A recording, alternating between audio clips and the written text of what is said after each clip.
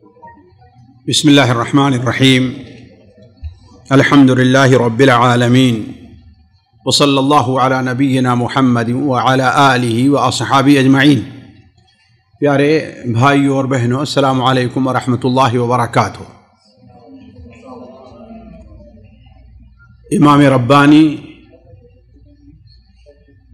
ابو عبداللہ محمد بن ابی بکر المعروف بابن القیم رحمہ اللہ کی کتاب ہادی الارواح کے اختصار کا جو یہ سلسلہ چل رہا ہے، آج کی مجلس 19ویں باب سے شروع ہوتی ہے۔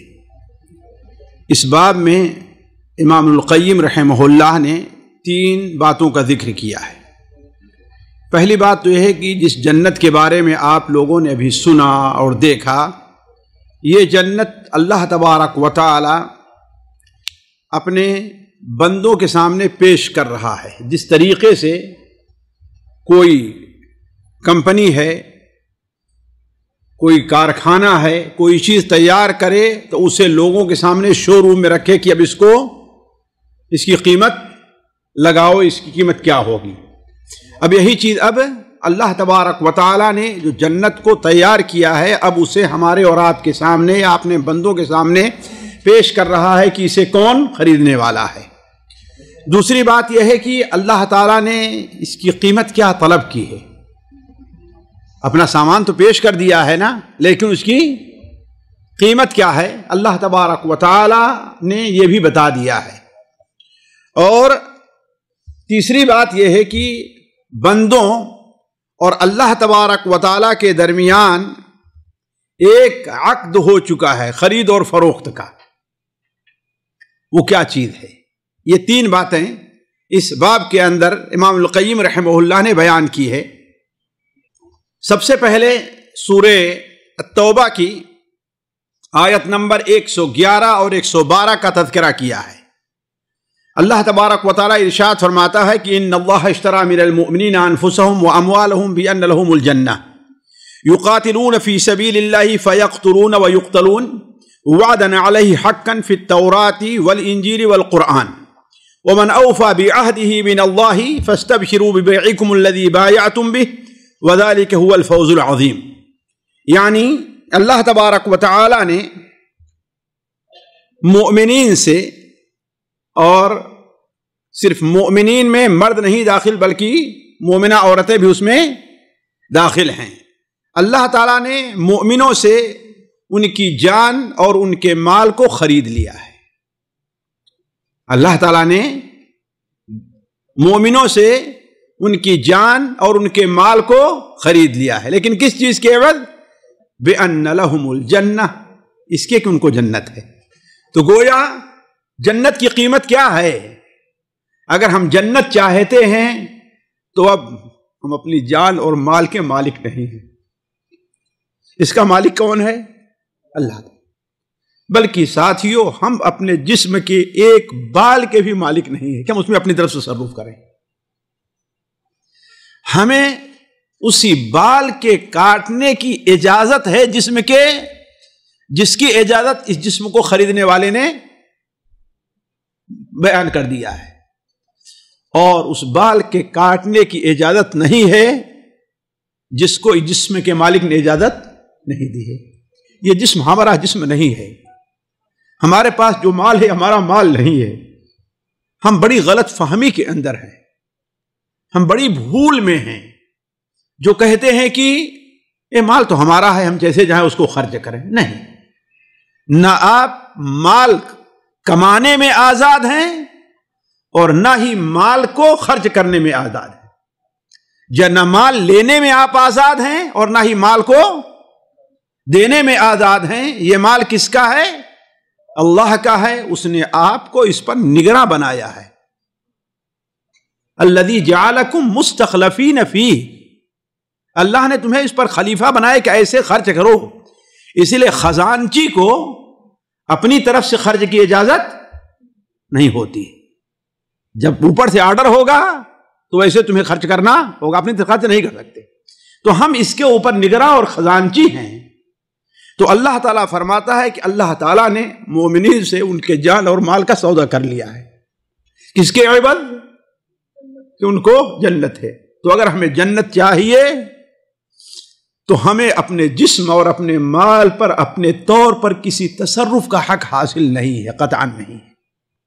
اب جو شخص اس میں جس قدر کامیاب ہوگا اسی قدر جنت کا وہ مستحق ہوگا، اور جس قدر اس میں کمی آئے گی اسی قدر اس جنت کے مقام اور مرتبے میں کمی آئے گی۔ اللہ تعالیٰ فرماتا ہے یہی ہے کہ یقاتلون فی سبیل اللہ فیقتلون ویقتلون، وہ اللہ تعالیٰ کے راستے میں جہاد قتال کرتے ہیں، وہ قتل بھی کرتے ہیں اور قتل بھی کیے جاتے ہیں۔ وعدن علیہ حقا فی التوراۃ والانجیل والفرقان، یہ وعدہ اللہ تبارک و تعالیٰ کا حق ہے، تورات میں بھی اللہ نے اس کو بیان کر دیا ہے، انجیل میں بھی اور قرآن میں بھی۔ کس چیز کو؟ کہ اللہ تعالیٰ نے مومنوں کی جان اور مال کو جنت کے عوض خرید لیا ہے۔ وَمَنْ أَوْفَى بِعَهْدِهِ مِنَ اللَّهِ، پس جس نے اللہ تبارک و تعالی کے اس عہد کو پورا کیا، فَاسْتَبْشِرُوا بِبَيْعِكُمُ الَّذِي بَايَعْتُمْ بِهِ، تو جو سودا تم نے کیا ہے اس پر تمہیں خوش ہو جانا چاہیے۔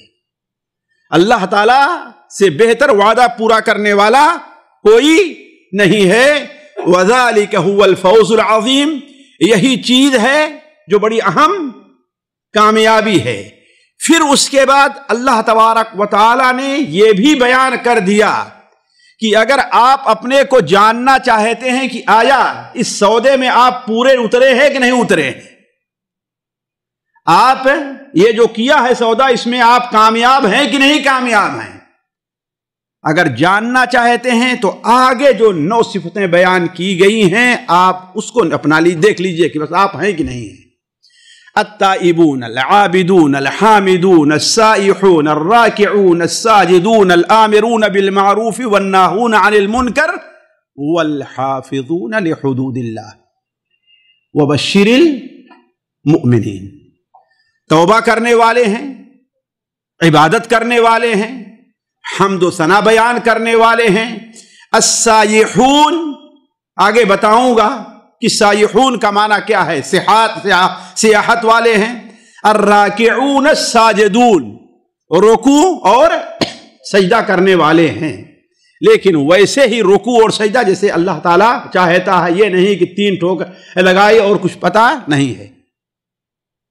ہم لوگ اگر 3 بار بھی سبحان ربی العظیم سبحان ربی العلیٰ پڑھ لیے سمجھے کہ ہم نے کمال کر دیا ہے، یہ تو ادنا درجہ ہے، حد سے ادنا درجہ ہے، یہ کمال نہیں ہے۔ تو الراکعون الساجدون الآمرون بالمعروف والناہون عن المنکر، بھلائی کا حکم دینے والے ہیں اور برائی سے روکنے والے ہیں۔ والحافظون لحدود اللہ، اللہ کے حدود کا پاس و لحاظ کرنے والے ہیں۔ یہ 9 صفتیں ہیں جو ان لوگوں کی ہیں جن لوگوں نے اللہ تبارک و تعالی سے کیے گئے اس عقد بیع کو، اس خرید اور فروخت کا جو عقد کیا ہے، یہ اس میں وہ لوگ کامیاب ہیں۔ اگر یہ نہیں ہے تو کامیاب نہیں ہے۔ امام ابن القیم رحمہ اللہ نے یہاں سے بڑی قیمتی، جیسا کہ ہم نے کہا تفسیری نکات جو ہے بیان کی ہیں، اس میں سے ایک نقطہ یہ ہے کہ اللہ تبارک و تعالی نے مسلمانوں کی جان اور مال کو جنت کی قیمت قرار دی ہے، جان اور مال کو جنت کی قیمت قرار دی ہے، اس طرح کہ اگر وہ لوگ اپنی جان اور اپنا مال اللہ کے راستے میں خرچ کرتے ہیں تو اس جنت کے وہ لوگ حقدار بنیں گے۔ اور اللہ تبارک و تعالی نے اس پر کتنی سے کتنے تاکید سے بیان کیا ہے۔ یہ بیان کیا کہ اولاً اللہ تبارک و تعالی نے کہا کہ ان بلا شبہ، یہ امر ہے کوئی عابر نہیں بلکہ بہت تاکیدی ہے۔ اللہ نے فرمایا کہ ان اللہ بلا شبہ، اللہ تعالیٰ نے، یعنی کوئی یہ معمولی چیز نہیں ہے۔ دوسری بات یہ ہے کہ اللہ تبارک و تعالی نے یہ بیان کیا کہ ان اللہ اشترا، اللہ خرید چکا ہے، اب گویا کہ یہ کام اب مکمل ہو چکا ہے، یہ نہیں کہ آئندہ کبھی ہونے والا ہے۔ جیسا کہ اللہ تعالیٰ فرماتا ہے کہ اذا جاء نصر اللہ، جب اللہ کی مدد آئی، یہ صرف تاکید کے لیے، ورنہ ہے کہ اللہ کی مدد آئے گی آئندہ۔ تو بسا اوقات ماضی کا صیغہ استعمال کرتے ہیں اس امر کے وقوع کی اہمیت کو اور حقیقت کو بیان کرنے کے لیے۔ اسی طریقے سے اللہ تبارک و تعالی نے اس عقد کو، یہ سودا کرنے کو اپنی طرف، یعنی اللہ نے خریدا ہے، جبرائیل کو نہیں بھیجا، کسی نبی کے حوالے نہیں کیا کہ مسلمانوں سے خرید لو۔ کیا فرماتا اللہ تعالیٰ نے خریدا۔ اس اللہ تعالیٰ کی عظمت کا اندازہ لگائے، خریدنے والا کون ہے؟ اللہ تبارک و تعالیٰ ہے۔ اسی طریقے سے اللہ تبارک و تعالیٰ نے یہ کہا کہ یہ جو سودا ہو چکا ہے، یہ جو قیمت اللہ تعالیٰ نے وصول کی ہے، یہ وعدن علیہ حقا، اللہ تعالیٰ پر سچا وعدہ ہے، یعنی اس کی مخالفت نہیں ہو سکتی ہے۔ اور پانچویں چیز یہ ہے کہ اللہ تعالیٰ نے فرمایا کہ میرے اوپر، یعنی اپنے اوپر ذمہ داری لے رہا ہے۔ یہ نہیں کہا کہ میں کہتا ہوں، نہیں کہا کہ میرے اوپر، گویا ہم اپنے اوپر یہ ذمہ داری لے رہے ہیں، کسی اور کا نہیں ہے۔ اور چھٹی بات کہا اللہ نے کہ حقاً، یہ بات کیا ہے؟ حق اور سچ ہے۔ تو گویا اللہ تبارک و تعالیٰ نے اس عقد بیع کو، یہ جو آپس میں ایک دوسرے کے ساتھ سودا ہوا ہے، اللہ تعالیٰ نے اس کی بڑی تاکید بیان کی ہے۔ پھر اللہ نے بیان فرمایا کہ اس کے مستحق کون ہے، جیسا کہ ہم نے آپ کے سامنے آیت تلاوت کی تھی۔ پہلی چیز کیا ہے؟ التائبون، وہ توبہ کرنے والے ہیں، یعنی ہر وہ چیز جو اللہ تعالیٰ کو ناپسند ہے، اگر ان سے سرزد ہو گئی تو فوراً اس سے، یہ نہیں ہے کہ اسی کے اوپر اصرار کر رہے ہیں، نہیں، یہ مومن کی صفات نہیں۔ وَلَمْ يُصِرُّوا عَلَى مَا فَعَلُوا، وہ اس پر اصرار نہیں کرتے جو کوئی گناہ کیا ہے، نہیں۔ التائبون، جو چیز اللہ کو ناپسند ہے اس کو چھوڑ دینے والے ہیں۔ العابدون، اور جو اللہ تعالیٰ کو پسند ہے اس طریقے سے عبادت کرنے والے، یعنی اللہ کی ناپسند چیز کو چھوڑنے والے ہیں اور اللہ کی پسندیدہ چیز کو اپنانے والے ہیں۔ الحامدون السائحون، الحامدون، ہر حالت میں جو حالت ان کے اوپر ہے، خواہ وہ حالت ان کو پسند ہے یا پسند نہیں ہے، ہر حال میں اللہ تعالیٰ کی حمد بیان کرنے والے الحامدون، اللہ تعالیٰ کی۔ اسی لیے نبی صلی اللہ علیہ وسلم اگر ایسے حالات پیش آتے جو پسندیدہ ہوتے تو آپ فرماتے الحمدللہ، اور ناپسندیدہ حالات میں کیا کہتے آپ؟ الحمدللہ رب العالمین، الحمدللہ علی کل حال، گویا ہر حال میں اللہ کی حمد ہے، چاہے جس حال میں اللہ تبارک و تعالیٰ رکھے۔ السائحون، سائحون کا معنی کیا؟ اصل میں سیح کے معنی سیر کرنا کے ہوتا ہے، لیکن یہاں سائحون کا معنی کیا ہے؟ امام القیم رحمہ اللہ کہتے ہیں، بعض علماء نے کہا سائحون کے معنی کیا ہے؟ روزہ رکھنا، یعنی روزہ رکھنے والے ہیں۔ بعض علماء نے کہا کہ نہیں، طلب علم کے لیے سفر کرنے والے ہیں، اللہ تعالیٰ ہم تمام لوگوں کو انہی میں رہے۔ تیسری چیز یہ ہے کہ سائحون کے معنی ہے جہاد کرنے والے ہیں، اور چوتھا معنی علماء نے کیا ہے السائحون کا کہ اللہ کی عبادت اور اطاعت پر جمے رہنے والے۔ اور قرآن کا ایک نقطہ آپ لوگ سمجھ لیجئے، اگر کوئی لفظ اللہ تعالیٰ ایسا استعمال کرتا ہے جس کے ایک سے زائد معنی ہو سکتے ہیں، جیسے یہی لفظ ہے نا، اور تمام معانی 2 3 4 5 جو ہیں ان کے ماننے میں کوئی تعارض نہیں ہے کہ ایک کو مانا دوسرا چھوٹ جائے گا، تو سارے معنی مراد لیے جائیں۔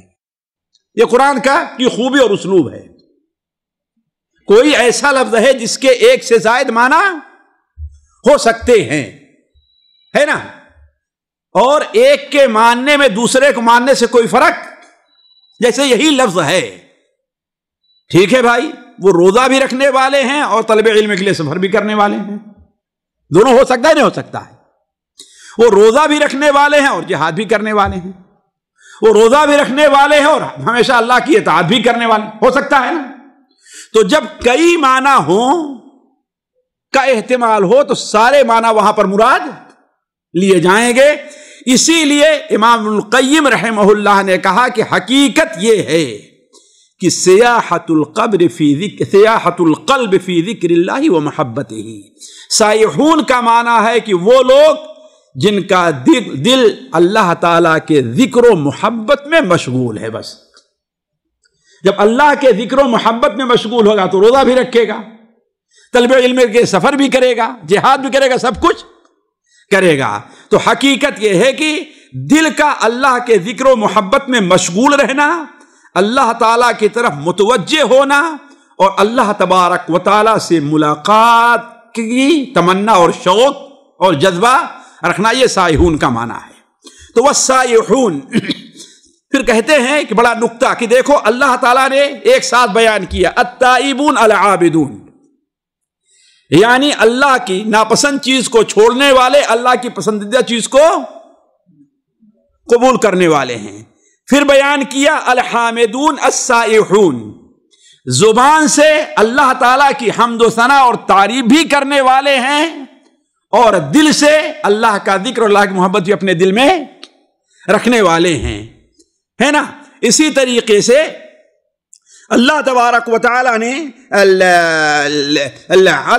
الراکعون الساجدون، اسی لیے امام القیم کہتے ہیں قرآن مجید میں اللہ تعالیٰ نے ازواج مطہرات کی جو صفات بیان کی ہے وہ یہی بیان کی ہے، یہی بیان کی ہے کہ عسى ربكم ان طلقكن ان يبدله ازواجا خيرا منكن مسلمات مؤمنات قانتات تائبات عابدات، دیکھیں تائبات عابدات سائحات طیبات و ابکارا۔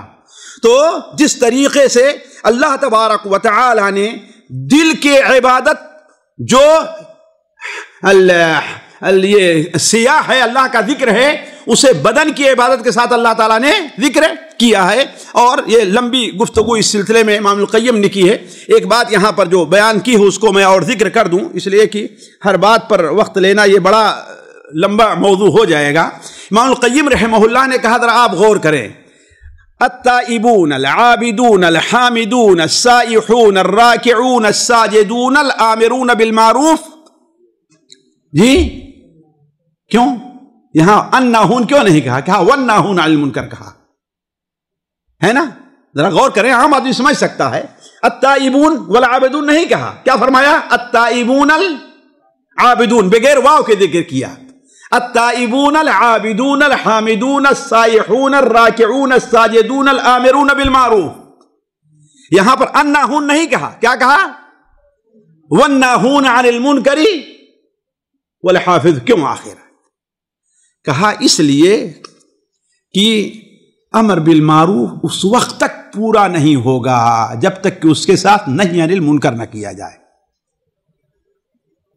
امر بالمعروف اس وقت تک مکمل ہے جب تک کہ، اسی لیے صرف لوگوں کو بھلی بات بتانا اور برے کام سے روکنا نہیں، یہ انبیاء کا طریق نہیں ہے۔ جیسے کچھ لوگ ہوتے ہیں نا، بھائی ہم جوڑنے کے لیے ہیں، توڑنے کے لیے نہیں ہے۔ اسلام میں جوڑنا بھی ہے اور توڑنا بھی ہے۔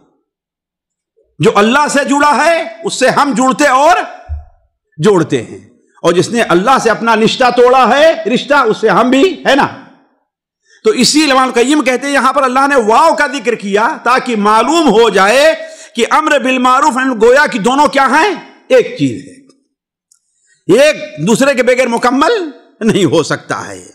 امام القیم رحمہ اللہ نے یہاں پر ایک اور بڑی اہم بیان جو ہمارے اور آپ کے لیے توجہ کی ضرورت ہے کہ اے لوگوں، آپ اپنی قدر کو پہچانو، آپ اپنی اہمیت کو جانو اور اپنی قیمت کو سمجھو، آپ کہ آپ کتنے قیمتی ہیں، آپ کتنے قیمتی ہیں، آپ کا نفس کتنا قیمتی ہے۔ اس لیے کہ دیکھیے اللہ تبارک و تعالی نے یہ ذرا سوچیں کہ اس کو خریدنے والا کون ہے؟ جی اللہ تبارک و تعالی ہے۔ اس کی قیمت کیا ہے؟ جی اور کس کے ذریعے جو ہے یہ معاملہ طے ہو رہا ہے؟ اللہ کے رسول کے ذریعے، وہی تو لے آئے نا. ذرا ان تینوں چیز پر آپ غور کریں. آپ اس سے اپنے نفس کی اہمیت میں کتنے آپ عزیز و مبارک ہیں. آپ ذرا سوچیں وہ کتنی اہمیت آپ کی قیمت کی ہے کہ نہیں؟ خریدنے والا کون ہے؟ جی اللہ تعالیٰ ہے. معمولی چیز ہے. ارے بھائی میری چیز کو فلاں صاحب نے خریدا ہے یہ اہمیت کس کی نہیں کہ جائے کہ اللہ خریدنے والا ہو. اور پھر اس کے بعد سوچیں کہ وہ کس چیز کے عوض میں خریدا، کتنی قیمتی چیز ہے وہ، کہ ایک ناخون میں جو یہ میل جم جاتی ہے، جنت کا اتنا حصہ بھی دنیا کی ساری چیزوں سے قیمت اندازہ لگا سکتے ہیں آپ؟ تو سمجھیں آپ کا نفس کتنا قیمتی ہے جسے آپ ضائع کر رہے ہیں، کتنا قیمتی ہے. اور اللہ تبارک و تعالی نے یہ نہیں کہ ہم تک یہ خبر پہنچانے کے لیے درمیان میں اللہ نے وکیل کس کو بنا کر کے بھیجا ہے خریدنے کے لیے؟ جی اللہ کے رسول صلی اللہ علیہ وسلم کو. سچ پڑھا یہاں پر امام القیم نے ایک شعر کو، قد ہیئوک لامر لو فطنت له فربأ بنفسک ان ترضى مع الحمل. قد ہیئوک لامر، آپ کو بڑے اہم کام کے لیے تیار کر رکھا ہے. ذرا سوچو، کاش کہ تم اس پر غور کرتے. لہذا فربأ بنفسک، اپنے نفس کی قیمت کو پہچانو، اس کی عظمت کو سمجھو کہ یہ کتنا قیمتی ہے. اللہ کی قسم ساتھیوں یہ نہیں ہے کہ اسے ہم راتوں میں نیٹ پر بیٹھ کر کے گندی تصویروں اور اس کے اندر ہم گزار دیں. ہمارا نفس اتنا رخیص، اتنا سستا نہیں ہے، ہم اس کو اتنا سستا نہ بنا لیں.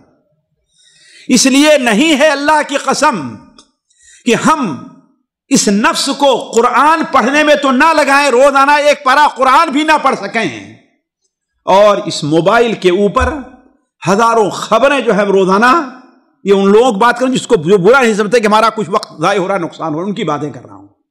اللہ کی قسم آپ کا نفس بڑا عزیز ہے، بڑا قیمتی ہے، اسے کہاں ضائع کر رہے ہیں آپ؟ قد ہیئوک لامر لو فطنت له فربأ بنفسک ولا ترعى مع الحمل.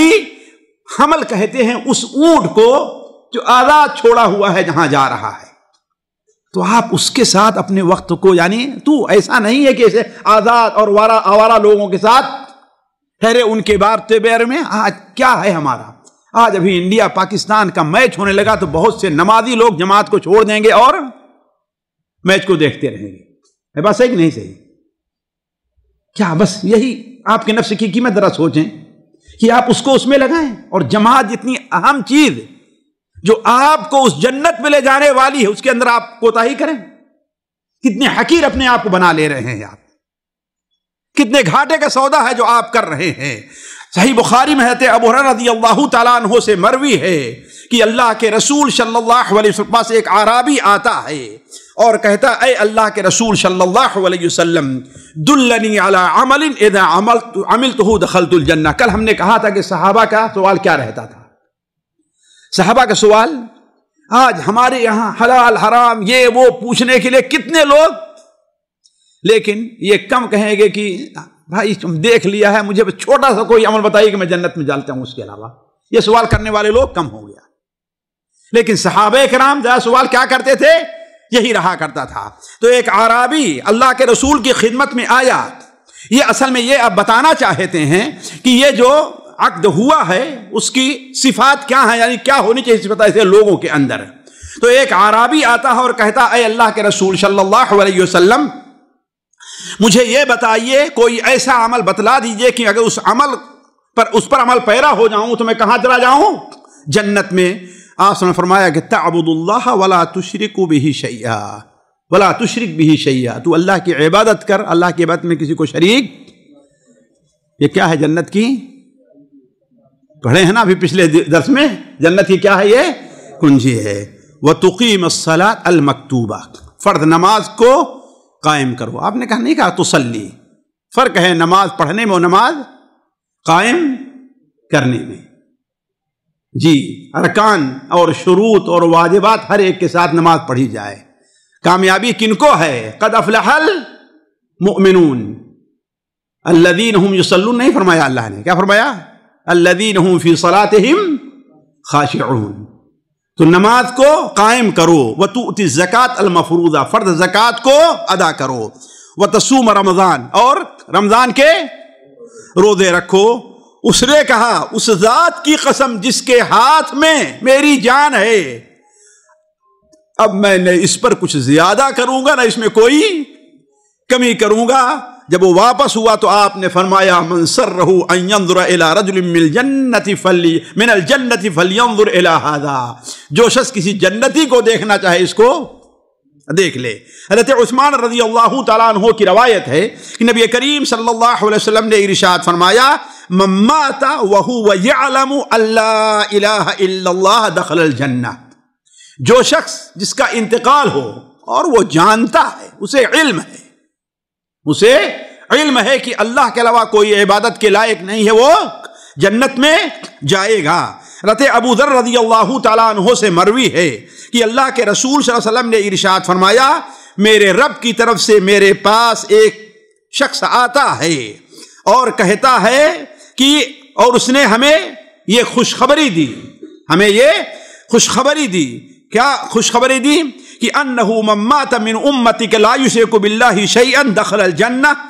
آپ کی امت میں سے جس شخص کا انتقال اس حال میں ہو کہ وہ اللہ تعالیٰ کے ساتھ کچھ بھی شرک نہیں کرتا تھا تو وہ جنت میں جائے گا.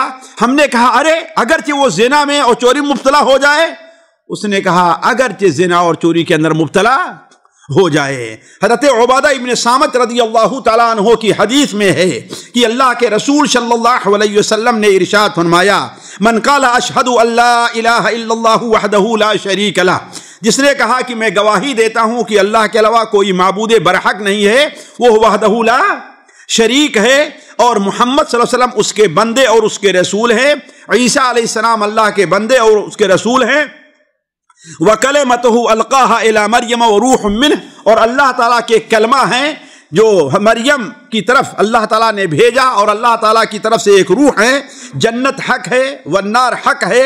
أَدْخَلَهُ اللَّهُ مِنْ أَيِّ أَبْوَابِ الْجَنَّةِ الثَّمَانِيَ شَاءَ، تو اللہ تعالیٰ اسے جنت کے 8 دروازوں میں سے جس سے وہ چاہے گا داخل کر دے گا. اسی طریقے صحیح مسلم میں حضرت اللہ کے رسول صلی اللہ علیہ وسلم کی حدیث ہے کہ آپ صلی اللہ علیہ وسلم نے حضرت ابو ہریرہ کو اپنا ایک جوتا دیا اور کہا بطور علامت کے لے جاؤ،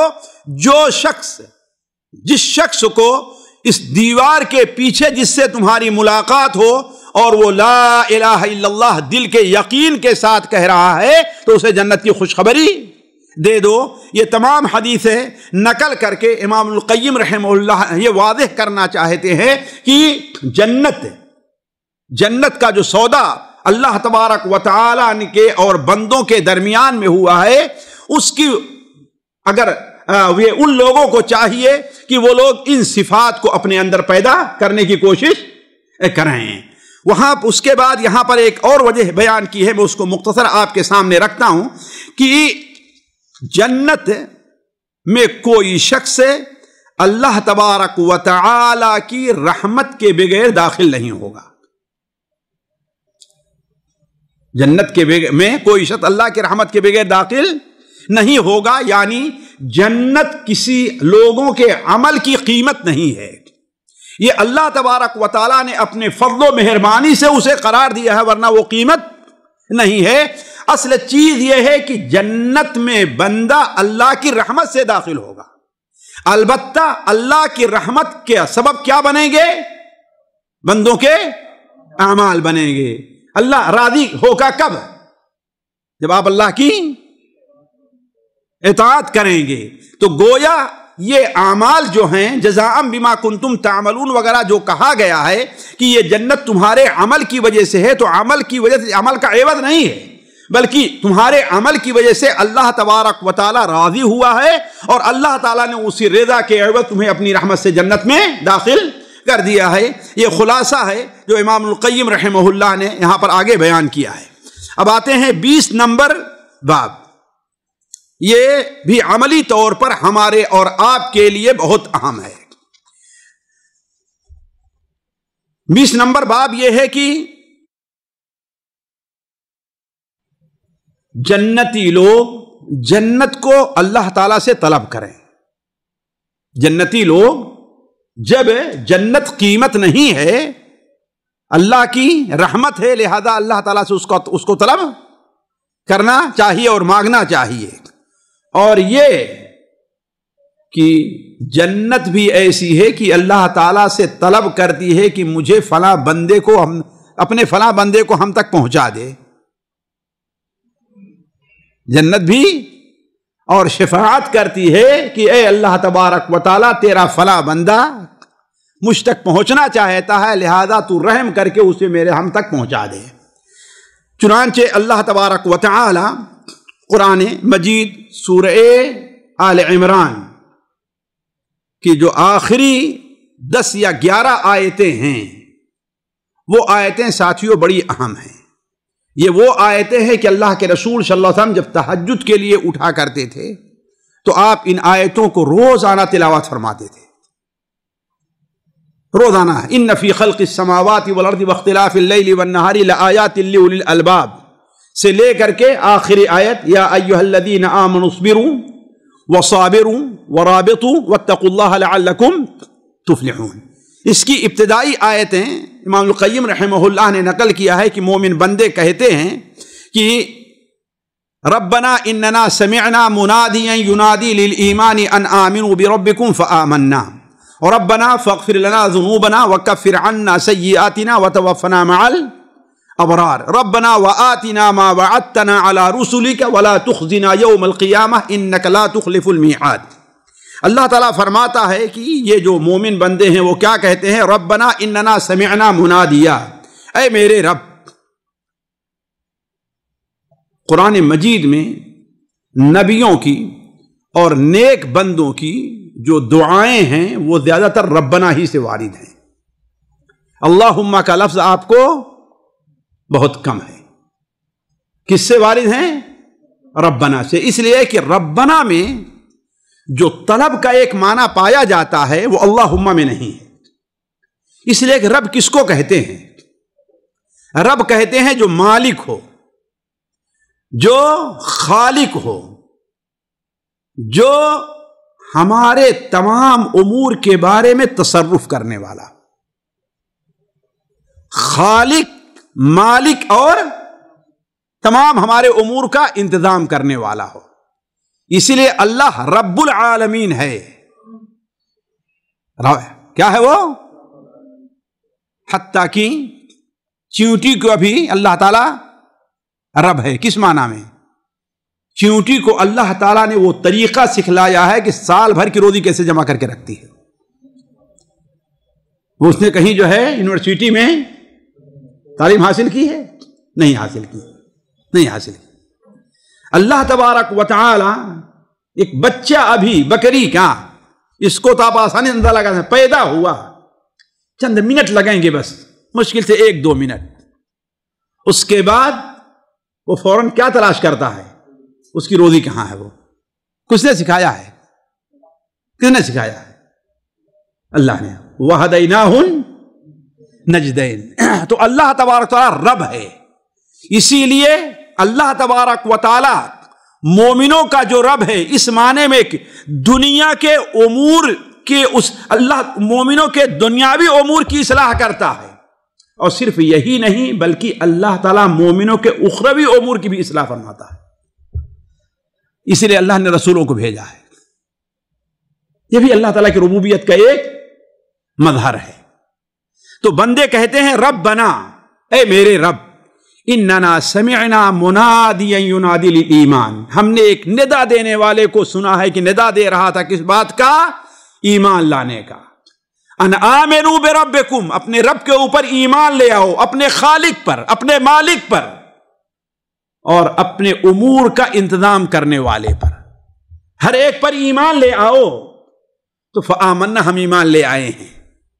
لہذا اس کے عوض آپ سے مطالبہ ہے کہ ربنا فاغفر لنا ذنوبنا، اے اللہ ہمارے گناہوں کو معاف فرما دے.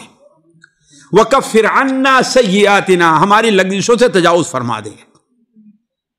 وتوفنا مع الابرار، نیک لوگوں کے ساتھ ہماری وفات ہو، یعنی ایسے لوگوں میں وفات ہو تو ہم ان لوگوں میرا شمار ہو. ربنا وآتنا ما وعدتنا، اے اللہ تبارک و تعالی جو آپ نے وعدہ کیا ہے وہ ہمیں دیجیے.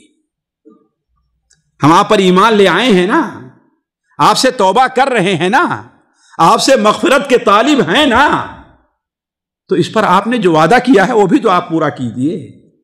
وہ وعدہ کیا ہے؟ علی رسولی، کیا اپنے رسولوں کے زبانی جو آپ نے وعدہ کیا ہے وہ کیا ہے؟ جنت ہے. وہ کیا چیز ہے؟ جنت ہے. کہ ہم اگر اللہ پر ایمان لے آئے، توبہ کرے تو کہاں جائیں گے ہم؟ ابھی آپ حدیثیں سن رہے تھے نا، صحابی کہتے ہیں کہ یہ بتائیے کہ اللہ کی جنت ہمیں کیسے ملے گی؟ تو آپ نے بتایا نا. تو جو اپنے رسولوں کی زبان پر آپ نے وعدہ کیا ہے وہ وعدے کو آپ پورا کیجئے. وَلَا تُخْزِنَا يَوْمَ الْقِيَامَةِ، قیامت کے دن آپ میں رسوا نہ کیجئے گا. کیوں؟ آپ کی صفت ہے اِنَّكَ لَا تُخْلِفُ الْمِيعَادِ، کہ آپ جو ہے وعدہ خلافی نہیں کرتے ہیں.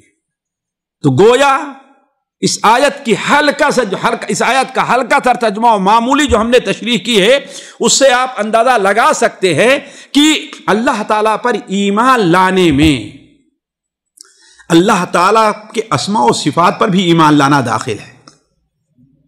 اس لیے کہ تخلف المیعاد جہاں ہے نا، وعدہ خلافی نہیں کرنا، یہ اللہ کی ایک صفت ہے. اللہ کے اسماء اور صفات پر بھی ایمان ہے. اللہ تعالیٰ پر ایمان لانے میں یہ چیز بھی داخل ہے کہ جب ہمارا خالق ہے، ہمارا مالک ہے، ہمارا رازق ہے، ہمارے بارے میں تصرف کرتا ہے، تو گویا اس کے تمام افعال پر ہمیں ایمان لے آنا ہے. تبھی تو کہہ رہے ہیں کہ فاغفر لنا ذنوبنا، گناہوں کی معافی کب ہوگی؟ جب ہم اللہ تعالیٰ کے احکام میں کوتاہی کریں گے تبھی تو نا. اس لیے امام ابن القیم رحمہ اللہ کہتے ہیں یہاں پر آمنا کے اندر یہ بھی داخل ہے کہ اللہ پر ایمان، اللہ کے احکام پر بھی ایمان داخل ہے. تبھی تو آگے انہیں دعا کرنے کا یہ حق بن رہا ہے. امام ابن القیم رحمہ اللہ نے کہا یہاں پر امام ابن القیم رحمہ اللہ نے کہ بعض کہتے ہیں کہ جنت کا سوال اصل میں تو حقیقت تو بے معنی ہے. کیوں؟ جب اللہ تعالیٰ نے وعدہ کیا ہے تو اب اس کو مانگنے کیا ضرورت ہے نا. اور یہ جو ہم جنت کا سوال کرتے ہیں یہ صرف کیا ہے؟ بس کھانا پوری کے طور پر ہے، محض عبادت کے طور پر ہے، ورنہ اس سے کوئی فرق. امام القیم کہتے ہیں یہ بہت بڑی غلطی ہے، بہت بڑی غلطی ہے.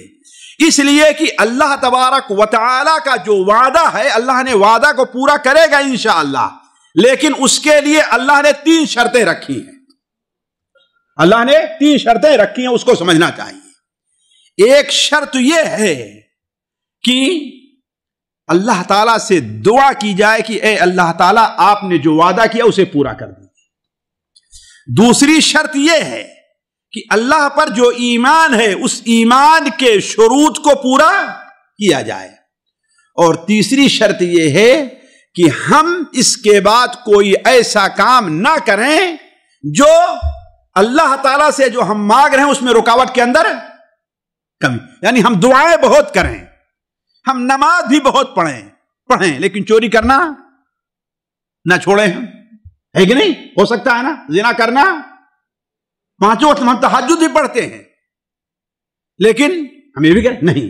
تو یہ 3 چیزیں ہیں اللہ تعالیٰ کے وعدے کو پورا ہونے کے لیے. پہلی چیز یہ ہے کہ اللہ تعالیٰ سے ہم وعدہ سوال بھی کریں، مانگیں بھی. دوسری چیز یہ ہے کہ ہم ایمان کے جو شروط ہے اس کو پورا کریں. اور تیسری چیز کیا ہے کہ ایسے امور جو ان اعمال کو رائیگاں اور برباد کر دیں ان سے ہم دور رہیں. تو اس چیز پر غور کیجئے کہ اللہ تبارک و تعالیٰ کی حکمت ہی یہی ہے. بلکہ اللہ نے قرآن مجید میں بعض جگہ صراحت کے ساتھ یہ کہا ہے کہ جنت ایسی چیز ہے جو مانگی جاتی ہے، جس کا سوال کیا جاتا ہے. امام القیم رحمہ اللہ کی نظر پورے قرآن کے اوپر یعنی عجیب تھی، عجیب نقطے کی چیزیں لا کر کے پیش کرتے ہیں. کہا کہ وہ کہاں؟ سورہ الفرقان میں قل اذالک خیر، یعنی جہنم کا جہاں پر ذکر فرمایا یدعون ثبورا لا تنصبورا ودعوا ثبورا کثیرا. کہنے کے بعد اللہ تعالیٰ فرماتا ہے قل اذالک خیر ام جنت الخلد التي وعد المتقون.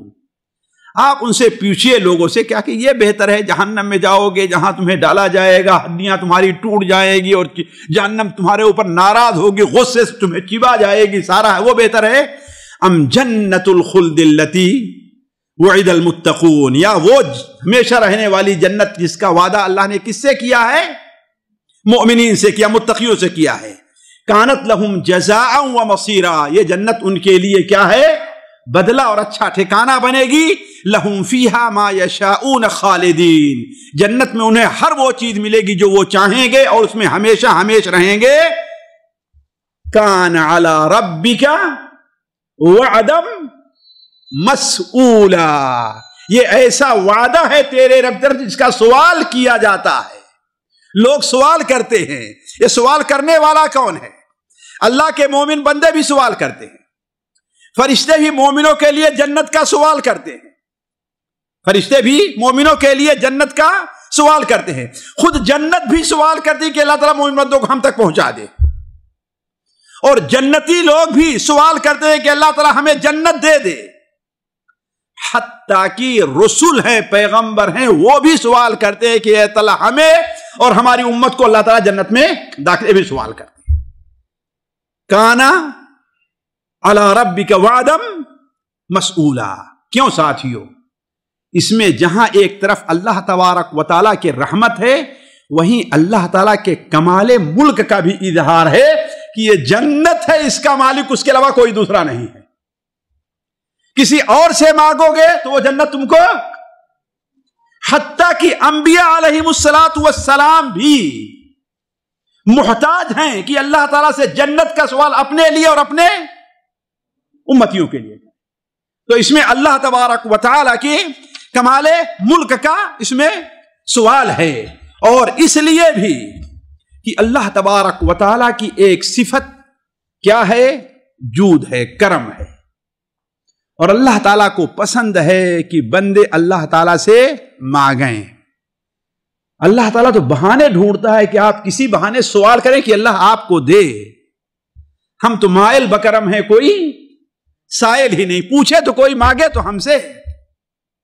اللہ تو چاہتا ہے, تبھی تو حدیث قدسی صحیح بخاری اور مسلم ہے, ایک بندہ میری طرف ایک بالشت آتا ہے تو میں ایک ہاتھ آتا ہوں, ایک ہاتھ آتا ہے تو میں ایک پورا یہ آتا ہوں, اور اگر میری طرف چل کے آتا ہے تو میں دوڑ کر کے آتا ہوں. ہے کہ نہیں؟ اللہ کی ایک صفت ہے, اس صفت کا بھی اظہار ضروری ہے. لہذا اسی لیے تو اللہ تبارک و تعالی سے اگر کوئی آدمی سوال نہیں کرتا, دعا نہیں کرتا, تو اللہ اس سے ناراض ہوتا ہے. ساتھیو, ہم سے ہمارے اندر اس سلسلے میں بڑی کمی ہے. ہم اللہ تعالیٰ سے دعا کب کرتے ہیں؟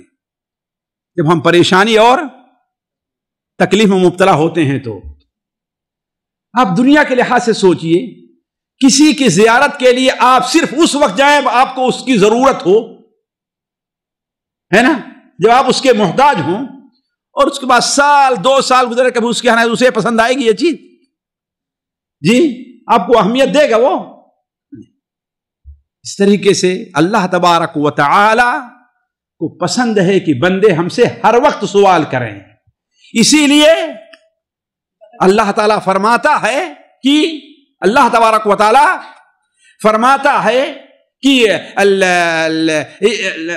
وقال ربکم ادعونی استجب لکم, اے بندو تم ہم سے مانگو میں تم کو دوں گا, جو تم ہم سے سوال کرو گے تو میں تم کو دوں گا. بلکہ حدیث میں ہے کہ اگر بندہ اللہ تعالیٰ سے سوال نہیں کرتا تو اللہ تعالیٰ ناراض ہوتا ہے, اللہ تعالیٰ ناراض ہوتا ہے. اسی لیے امام القیم رحمہ اللہ نے یہ موضوع چھوڑا ہے کہ اللہ تبارک و تعالیٰ نے ہر چیز کے لیے سبب بنایا ہے, ان اسباب کو پسند کرتا ہے. ان میں سے جنت کے حصول کے لیے ایک سبب کیا ہے کہ اللہ تعالیٰ سے بندہ دعا کرے, اللہ تعالیٰ سے دعا کرے.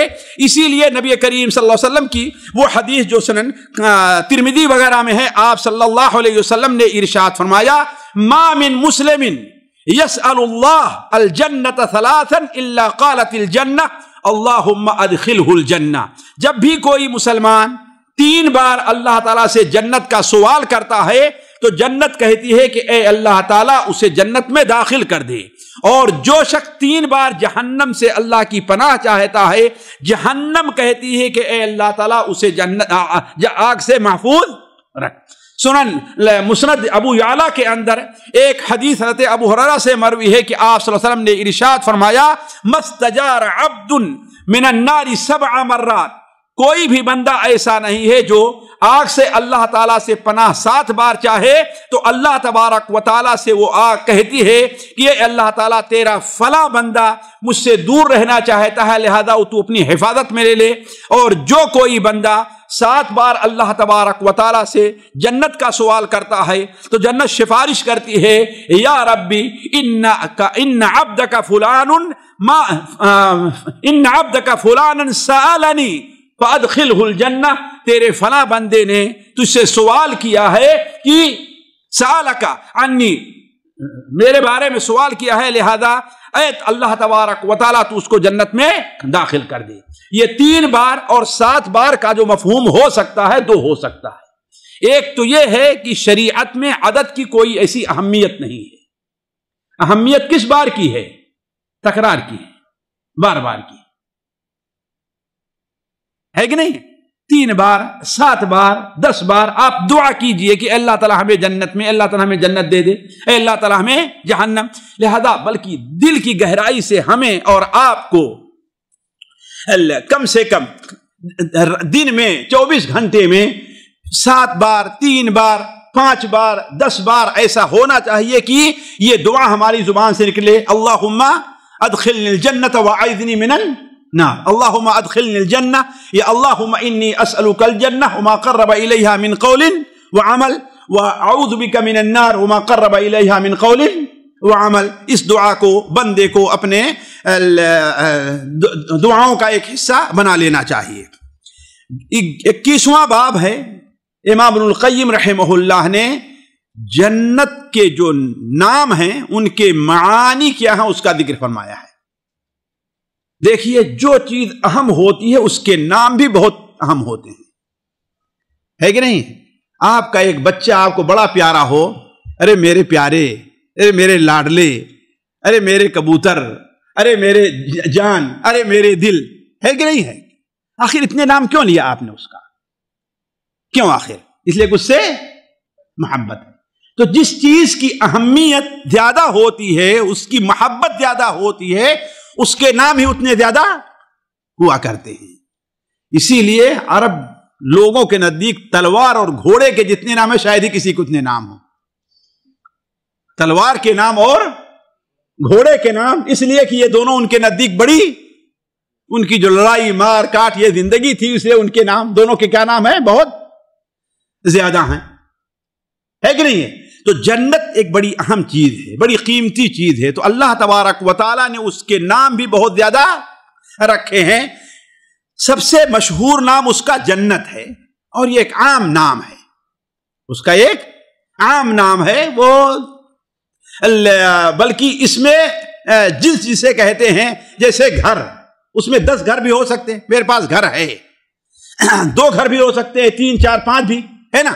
تو کئی جنتیں بھی ہو سکتی ہیں. جنت بنی ہے اصل میں عربی میں جنت کے معنی ہوتا ہے باغچہ کے، اور خاص طور پر وہ باغچہ جو خوبصورت اور گھنا ہو، جو زمین کو گویا ڈھانپ لے اور اس کے اندر جو چیز ہے وہ دکھائی نہ دے. اس لیے جن کو جن کیوں کہتے ہیں؟ اس لیے کہ وہ مجنون کو مجنون اسی سے بنا ہے کیوں کہتے ہیں؟ اس لیے کہ اس کی عقل غائب ہو جاتی ہے، دکھائی ظاہر نہیں رہتی. تو جنہ اصل میں معنی اس کا ہے کیا؟ جنہ کا باغچہ کے، خصوصاً وہ باغچہ جو گھنا ہو اور جس کی وجہ سے اندر کی چیزیں دکھائی نہ دیں. اور ظاہر بات ہے یہ قرآن مجید بہت زیادہ لفظ یہی وارد ہے، جنت کا لفظ وارد ہے. دوسرا نام ہے دار السلام. جنت کا دوسرا نام کیا ہے؟ دار السلام. اللہ تبارک و تعالیٰ نے یہ نام جنت کا رکھا ہے، لہم دار السلام عند ربہم. ان کے لیے ان کے رب کے پاس دار السلام ہے. سلام کے معنی کیا ہے؟ ہر قسم کی آفت، بلیت، مصیبت ناپسندیدہ چیزوں سے وہاں پر سلامتی ہے، وہاں پر کوئی مصیبت نہیں ہے، کوئی گندگی نہیں ہے کسی بھی قسم کی، یعنی ہر ایسی چیز جو انسان کو ناپسند ہو وہاں پر وہ چیز نہیں پائی جاتی ہے۔ اور جانتے ہیں سلام یہ لفظ بڑا پیارا ہے، اللہ تبارک و تعالیٰ کے نام سلام ہے کہ نہیں ہے؟ حتیٰ کہ جنتیوں کی آپس میں ایک دوسرے سے ملاقات ہوگی تو سلامی کس لفظ سے ہوگی؟ وہ تحیتہم فیہا سلام۔ حتیٰ کہ فرشتے بھی جب داخل ہوں گے تو کیا کہیں گے؟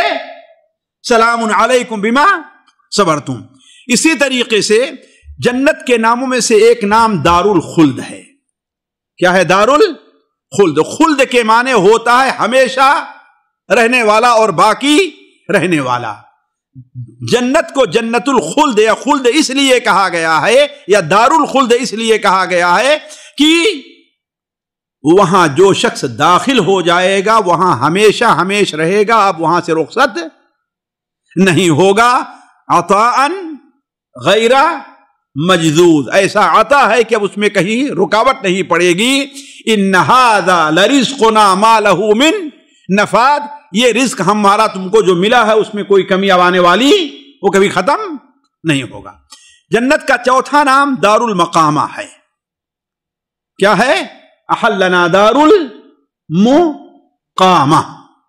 مقامہ بنا ہے قیام سے، یعنی جب جنتی اس میں چلے جائیں گے تو اب اسی میں قیام کریں گے، اب وہاں سے رخصت کبھی نہیں ہوں گے، وہاں سے ان کو وہاں سے رخصتی نہیں ملے گی، نہ ہی وہاں ان کے اوپر موت آئے گی، نہ ایک جگہ سے دوسری جگہ وہ منتقل ہوں گے۔ پانچواں نام جنت کا ہے جنت المأوا۔ مأوا کا اصل معنی ہے کسی جگہ پر پہنچ کر کے، یعنی وہاں ہو نہیں، آوا جاما ٹھکانہ، وہاں پہنچ کر کے وہاں پر ٹھہر جانا ہے، یہ اصل میں ماوا کا لفظ ہے۔ اسے ٹھکانے کی جگہ بھی اس کا ترجمہ کیا جاتا ہے۔ تو چونکہ جنتی ایک جگہ سے منتقل ہو کر کے آج آئیں گے اور جنت میں وہ ان کا مقام ہو جائے گا، ٹھہر جائیں گے، اس لیے عندہا جنت المأوا، جیسے قرآن مجید میں آیا اسے جنت المأوا کہا گیا ہے۔ چھٹا نام جنت کا جنات عدن ہے، بہت زیادہ آیا ہوا جنات عدن تجری من تحتها الانہار۔ تو عدن کے معنی اصل میں کیا ہے؟ وہ صرف ایک جنت، تمام جنتوں کے لیے اس کا استعمال ہوا ہے۔ عدن کے معنی ہوتا ہے دوام، اقامہ، مستقل، جو وہاں پر رہنا ہو جائے تو اس کو جنات عدن کہتے ہیں۔ جنات عدن التي وعد الرحمن عبادہ بالغیب۔ اسی طریقے سے جنت کو دار الحیوان کہا گیا ہے۔ دار الحیوان ہم لوگوں کا حیوان نہیں ہے نا، حیوان، حیوان یہ یعنی زندگی۔ کیوں؟ اس لیے کہ وہاں پر زندگی رہے گی، موت نہیں آئے گی، وہاں پر ہمیشہ ہمیں زندگی رہے گی، اسے دار الحیوان کہا گیا ہے۔ اسی طریقے سے جنت کا ایک نام فردوس ہے۔ اولئک هم الوارثون الذین یرثون الفردوس۔ فردوس یہ دو معنی علماء نے لیا ہے، ایک تو فردوس تمام جنت ہے، پوری جنت کو فردوس کہا گیا ہے، اور دوسرا معنی یہ ہے کہ فردوس جنت کا وہ حصہ ہے جو سب سے بلند اور سب سے اعلیٰ ہے، جس کی چھت کیا ہے؟ اللہ تبارک و تعالیٰ کا عرش ہے۔ اسی طریقے سے جنت کا نوواں جو نام ہے وہ جنات النعیم ہے۔ النعیم فی نعیم مقیم کا لفظ آیا ہے۔ نعیم کے معنی کیا ہے؟ نعمت۔ کیوں؟ اس لیے کہ جنت کے اندر ہر قسم کی نعمت ہوگی، کھانے کی نعمت ہے، لباس کی نعمت ہے، دیکھنے کی نعمت ہے، سننے کی نعمت ہے، کوئی بھی ایسی نعمت نہیں جو جنت کے اندر نہ ہو، اسی لیے اسے جنات النعیم کہا گیا ہے۔ 10واں نام ہے المقام الامین۔ ان المتقین فی مقام امین۔ متقی کہاں ہوں گے؟ فی مقام امین، ایسی مقام پر ہوں گے جہاں پر امن ہوگا، ہر طریقے سے ہر برائی اور ناپسند چیز وہاں پر ان کو امن حاصل ہوگا۔ اسی طریقے سے 11واں اور 12واں نام امام القیم رحمہ اللہ نے ذکر کیا ہے، مقعد صدق و قدم صدق۔ مقعد اور بیٹھنے کی جگہ، صدق اصل میں جو صدق کا ایک اصل معنی ہے کہ وہ معنی اس کے اندر جو ہے گویا کہ صحیح ہے اور کمال کے درجے کو پہنچا ہوا ہے، ایسا ٹھکانہ جو بالکل حق ہے اور سچ ہے اور اس میں ہر قسم کی خوبیاں موجود ہیں۔ تو مقعد صدق و قدم صدق یہ ایسے نام ہیں جو جنت کے ہیں، اور اللہ تبارک و تعالیٰ نے جنت کو ان ناموں سے یاد کیا ہے۔ اس کے بعد 22واں باب جو ذکر کیا امام القیم رحمہ اللہ نے کہ جنتیں کتنی ہیں اور ان کی قسمیں کون کون سی ہیں، جنتیں کتنی ہیں اور اس کی قسمیں کون کون سی ہیں۔ کتنا وقت ہے ابھی؟ جی وقت ہو گیا ہے جی، نماز کے بعد چلتے ہیں، چلیے۔ سبحانک اللہم و بحمدک اشہد ان لا الہ الا انت استغفرک و اتوب الیک۔ سامعین کرام، ہمارے علمی اور عوامی دروس اور سوال و جواب کی مجلسوں سے آپ خود بھی مستفید ہوں اور اپنے دوست و احباب کے ساتھ بھی شیئر کریں۔ عین ممکن ہے کہ آپ کے شیئر سے کسی کی اصلاح اور آپ کے لیے صدقہ جاریہ بن جائے۔ واٹس ایپ پر اسلامک میسج حاصل کرنے کے لیے نمبر نوٹ فرمائیں: یعقوب عزیز 00966 5089 59707۔ واٹس ایپ سوال جو آپ گروپ میں ایڈ ہونے کے لیے نمبر نوٹ فرمائیں: عبدالسلام عمری 00966 502627 622۔ نمبر بھیجتے ہوئے نام اور پتہ ضرور لکھیں۔ اسی طرح ہمارے یوٹیوب چینل اسلامی دعویٰ کو ضرور سبسکرائب کریں تاکہ ہماری ہر نئی اور اہم ویڈیو کی اطلاع آپ کو فوری حاصل ہو جائے۔ تمام دروس، مقالات اور سوال و جواب سیریز کے لیے ہماری مشہور ویب سائٹ www.islamidawah.com کا مشاہدہ کرتے رہیں۔ السلام علیکم ورحمۃ اللہ وبرکاتہ۔